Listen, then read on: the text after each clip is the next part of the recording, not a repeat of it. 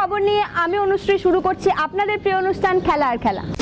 ফুটবলের ডায়েরি নিবেদন করছে সংবাদ প্রতিদিন। রোববার সন্ধ্যায় ডার্বি জিতে একেবারে ফিল গুড পরিবেশ মোহনবাগান শিবিরে। শুধু তাই নয়, দল এসে পৌঁছেছে লিগ তালিকার শীর্ষেও। এই মুহূর্তে হাবাসের দল 17 ম্যাচে ঘরে তুলেছে 36 পয়েন্ট। ঠিক এই অবস্থায় আগামীকাল আবার এই ম্যাচে তারা মাঠে নামছে। কাল তাদের প্রতিপক্ষ লিগ তালিকা 5 নম্বর থাকা কেরল ব্লাস্টার্স। এই মুহূর্তে 17 ম্যাচ খেলার পর কেরল দল 29 পয়েন্ট ঘরে তুলতে পেরেছে। শেষ পর্যন্ত এবারকার দশম আইএসএল ফুটবলের চ্যাম্পিয়ন হতে গেলে হাবাসের দলকে প্রতিটা ম্যাচ থেকে পুরো পয়েন্ট ঘরে তুলতে হবে। তা নতুন করে আর বলে দেওয়ার অপেক্ষা রাখে না। আগামীকাল 1 বনাম 5-এর লড়াই হলেও মোহনবাগানের কাছে যেন কালকের ম্যাচটা একটা ডু অর ডাই ম্যাচ। তাই ডার্বি জয়ের আনন্দকে দূরে সরিয়ে রেখে গোটা দলের ফোকাস এখন কেরল ম্যাচের দিকে। কেরল উড়ে যাওয়ার আগে আজ সাংবাদিক সম্মেলনে মোহনবাগান কোচ পরিষ্কার জানিয়ে দিলেন, আর পেছনে ফিরে তাকানো নয়, যেমন করে হোক কালকের ম্যাচে 3 পয়েন্ট করে তুলতেই হবে। একদিনের মধ্যে আরো একটা বড় ম্যাচ খেলতে হবে। ফুটবলারদের ধকল তো থাকছেই, দলীয় ফুটবলাররা সবাই পেশাদার, আর তাই এই ব্যাপারটিকে খুব একটা আমল দিতে রাজি নন হাবাস। সাংবাদিক সম্মেলনে এসে আজ হাবাস জানালেন, Now the next match is Kerala.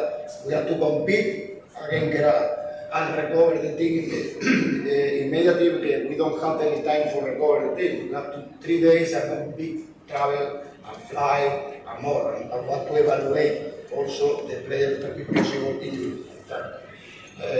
Continuing step by step, match to match, and not thinking about in the final. I don't want to do all about the final. এই অনুষ্ঠানের জন্য smart তরুণী anchor শীঘ্রই প্রয়োজন। আগ্রহীরা আজই phone করুন 9836938876 9836938876। এই মৌসুম শেষে লিভারপুল ছাড়া ঘোষণা করে দিয়েছেন ইউর্গেন ক্লপ। জানুয়ারির শেষ দিকে ক্লপের এই সিদ্ধান্ত সামনে আসার পর থেকেই নতুন কোচ নিয়ে শুরু হয়েছে জল্পনা। শুরু থেকেই অবশ্য একটি নামই বারবার সামনে আসছিল, জবি আলোনসো। লিভারপুল ও রিয়াল মাদ্রিদের সাবেক এই ডিফেন্সিভ মিডফিল্ডার বায়ার্ন লেভারকুসেনের দায়িত্ব নিয়ে রীতিমতো বিপ্লব নিয়ে এসেছেন। কখনো বড় শিরোপা না জেতায় লেভারকুসেনের তকমা পাওয়া ক্লাবটি এখন লিগ জেতানোর স্বপ্ন দেখাচ্ছেন আলোনসো। বুন্দেসলিগায় 2-এ থাকা বায়ার্ন মিউনিখের চেয়ে 7 পয়েন্টে এগিয়ে রয়েছে লিভারকুসেন।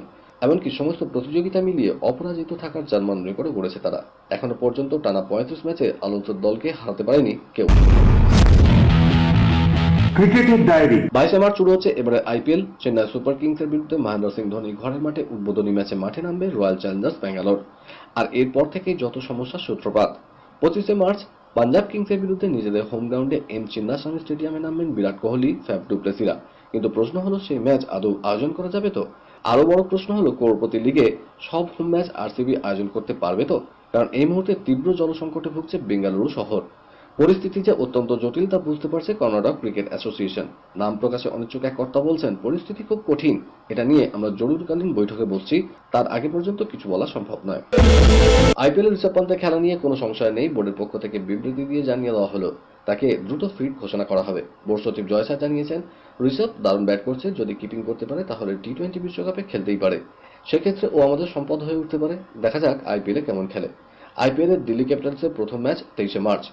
2022 ডিসেম্বরে মারাত্মক দুর্ঘটনার পর থেকেই মাঠের বাইরে উইকেট রক্ষক। অস্ত্রোপচারের পর বেঙ্গালুরু এনসিএতে দীর্ঘদিন চলেছে রিহ্যাব পর্ব। নেটে ব্যাটিংয়ের পাশাপাশি প্র্যাকটিস ম্যাচও খেলছেন। চোটের কারণে ঘরের মাঠে ইংল্যান্ডের বিরুদ্ধে টেস্ট সিরিজ খেলতে পারেননি মোহাম্মদ শামি। আইপিএল থেকেও ছিটকে গিয়েছেন। ইনজেকশন দিয়ে চোটমুক্ত হওয়ার চেষ্টা করেছিলেন তারকা পেসার, কিন্তু তাতে কাজ হয়নি। বাধ্য হয়ে ইংল্যান্ডে গিয়ে গোড়ালি অস্ত্রোপচার করতে হয়েছে তাকে। সুস্থ হয়ে মাঠে ফিরতে বেশ কয়েক মাস লাগবে। বোর্ড সচিব জয় শাহ জানিয়েছেন, সেপ্টেম্বরে বাংলাদেশের বিরুদ্ধে ফের শামিকে ভারতের জার্সিতে দেখা যেতে পারে। অর্থাৎ জুনে টি-20 বিশ্বকাপেও খেলতে পারবে না এই স্পিড স্টার। শামিকে শেষবার নীল জার্সিতে দেখা গিয়েছিল গত বছর ওয়ানডে বিশ্বকাপে। বল হাতে আগুন ঝরিয়েছিলেন তিনি। টানা 10 ম্যাচ জিতেও ফাইনালে অস্ট্রেলিয়ার কাছে হারতে হয়েছিল টিম ইন্ডিয়াকে। স্বপ্নভঙ্গের রাতে ভারতীয় ক্রিকেটারদের মনোবল বাড়াতে ড্রেসিং রুমে হাজির হয়েছিলেন প্রধানমন্ত্রী নরেন্দ্র মোদী।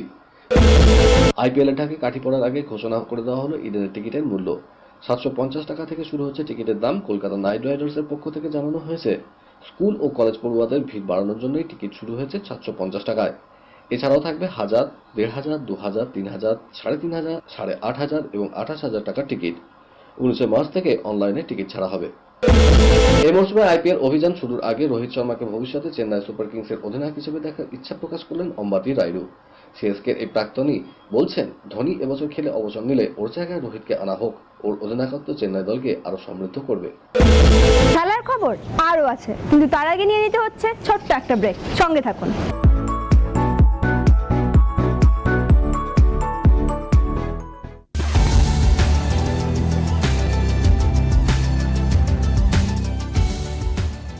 একে নিউজ মিডিয়া প্রযোজিত সাপ্তাহিক বিনোদনমূলক অনুষ্ঠান বিনোদন.com দেখুন প্রতি শনিবার ঠিক রাত 10:15 আপনাদের প্রিয় চ্যানেল ভিশনে।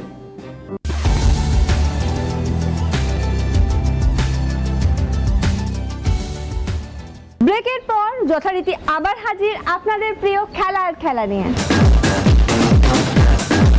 বিদেশের ডায়েরি। চ্যাম্পিয়ন্স লিগের প্রি কোয়ার্টার ফাইনালে ফিফথ লেগের ম্যাচে আজ খেলতে নামছে আর্সেনাল ও বার্সেলোনা। তাদের প্রতিপক্ষ এফসি পোর্তো ও নাপোলি। প্রথম লেগের খেলায় জিততে পারেনি আর্সেনাল বার্সা, তাই শেষ 8 জামায় নিজেদের ঘরের মাঠে মরিয়া হয়ে নামবে দুটো দলই। এমিরেটস স্টেডিয়ামে পোর্তোর মুখোমুখি হবে আর্সেনাল।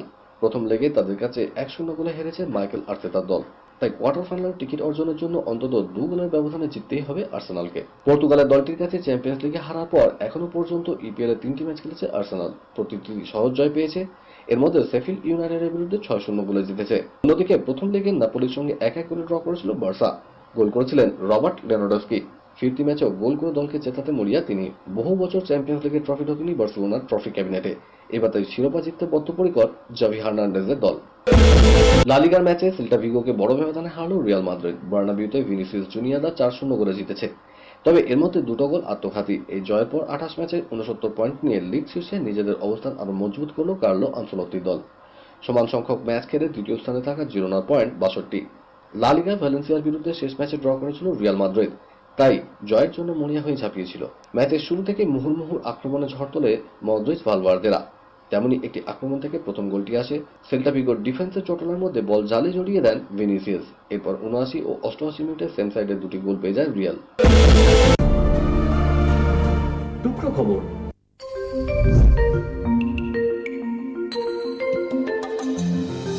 সিঙ্গাপুর স্ম্যাশ টেবিল টেনিসে মহিলা ডাবলসে প্রি কোয়ার্টার ফাইনালে উঠলেন সতীর্থা মুখার্জি ও হিকা জুটি। প্রথম রাউন্ডেই তারা হাড্ডাহাড্ডি লড়াইয়ে হারিয়েছে জাপান জুটি মিউ হিরানো ও মিওয়া হালিমোতোকে 11-8, 5-11, 3-11, 11-6, 11-9। প্রি কোয়ার্টারে সতীর্থা ও হিকা লড়তে হবে আদিনা দিয়াকানু এবং মারিয়া জোয়ার জুটির বিরুদ্ধে। অন্যদিকে পুরুষ সিঙ্গেলসও প্রি কোয়ার্টারে উঠেছেন ভারতের তারকা টি প্লেয়ার শরৎ কামাল। যথেষ্ট দাপট নিয়ে প্রথম রাউন্ডে তিনি হারান চিলির নিকোলাস বুজওয়াজকে 11-5, 11-4, 11-6 পয়েন্টে। কোয়ার্টারে শরতের প্রতিদ্বন্দ্বী স্লোভেনিয়ার দারো জর্জিচ। অলিম্পিকের স্বপ্ন হাতছাড়া হয়েছে বজরং পুনিয়ার রবি দাহিয়ার। মেয়েদের কুস্তি ট্রায়ালকে ঘিরেও বিতর্ক। প্যারিস অলিম্পিকের জন্য 50 ও 53 কেজি ট্রায়াল ছিল দিল্লিতে। ভিনেস ফোগাত আন্তর্জাতিক আসরে সাফল্য পেয়েছেন 53 কেজি বিভাগে, কিন্তু এই বিভাগে ছাড়পত্র পেয়ে গেছেন অন্তিম পাংঘাল। ভিনেস দাবি করেন তিনি 50 কেজি বিভাগে ট্রায়ালে নামতে পারেন, কিন্তু তিনি চ্যাম্পিয়ন হলে অলিম্পিকের আগে চূড়ান্ত ট্রায়ালে তাকে 53 কেজি বিভাগে নামার সুযোগ দিতে হবে।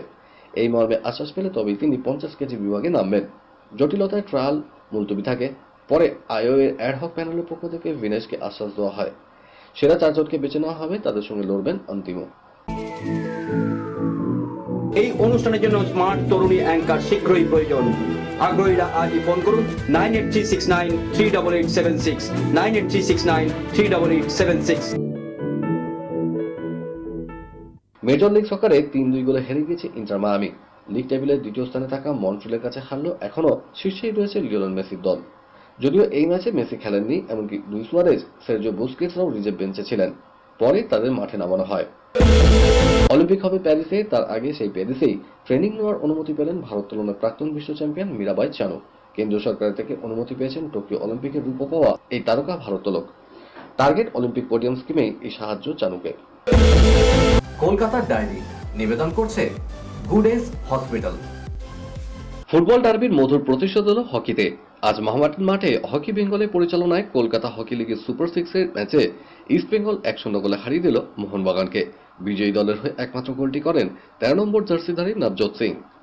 প্রথমার্ধে খেলার রাশ ছিল পুরোপুরি মোহনবাগানের ওপর। পেয়েছিল বেশ কয়েকটি পেনাল্টি কর্নারও, কিন্তু তা কাজে লাগাতে পারেনি। দ্বিতীয়ার্ধে তেড়ে ফুড়ে ওঠে ইস্ট বেঙ্গল। ম্যাচের 43 মিনিটে কাঙ্ক্ষিত গোলটিও পেয়ে যায় তারা।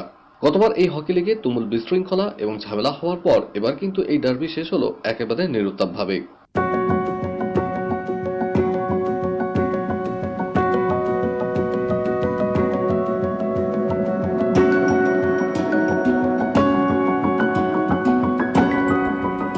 বাংলা থেকে ক্রিকেটের উন্মাদনা আরো বাড়াতে আগামী 15 মাস থেকে হরিনাবিতে শুরু হতে চলেছে টেনিস ক্রিকেট টুর্নামেন্ট সঙ্গীত কাপ। খেলা হবে 8 ওভারের, খেলবে 16টা দল। ম্যাচ হবে দিনরাত্রি। চ্যাম্পিয়ন 5 ও রানার্স দল পাবে ট্রফি সহ 3 লাখ টাকা নগদ পুরস্কার। একে কেন্দ্র করে আজ প্রেস ক্লাবে হয়ে গেল ট্রফি ও জার্সি উন্মোচন। কলকাতার ডায়েরি নিবেদন করলো গুড এজ হসপিটাল। আজ তবে এ পর্যন্তই থাক, আবার দেখা হবে আগামীকাল ঠিক এই সময় এই চ্যানেলে। শুভরাত্রি।